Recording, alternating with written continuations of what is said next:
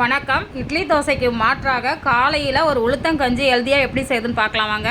ஒரு பேனில் 1/4 கப் அளவுக்கு உளுந்து நல்லா செவக்க லோ ஃப்ளேம்லேயே வறுத்து எடுத்து வச்சுக்கலாம்.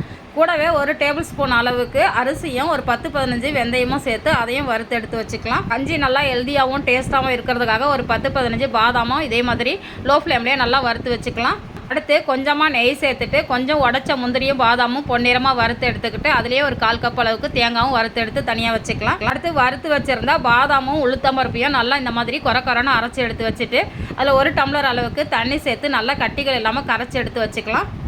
இப்போ வேறு ஒரு பாத்திரத்தில் ஒரு 2 டம்ளர் அளவுக்கு தண்ணி சேர்த்துட்டு தண்ணி நல்லா கொதிச்சிட்டு இருக்குது. இந்த ஸ்டேஜில் நம்ம கரைச்சி வச்சுருக்கிற உளுத்தம் மாவை இதில் சேர்த்து நல்லா கலந்து விட்டுடலாம். கட்டிகள் இல்லாமல் கலந்து விடணும். கஞ்சி நல்லா கொதிச்சு வந்ததுக்கப்புறம் கொஞ்சமாக நாட்டு சர்க்கரையும் டேஸ்ட்டை தூக்கி கொடுக்கறதுக்காக கொஞ்சமாக உப்பும் வாசனை கொஞ்சம் ஏலக்காய் தூள் சேர்த்துட்டு கூடவே நம்ம வறுத்து வச்சுருக்கிற முந்திரியும் பாதாமும் சேர்த்துடலாம். இந்த கஞ்சி நீங்களும் ட்ரை பண்ணி பாருங்கள்.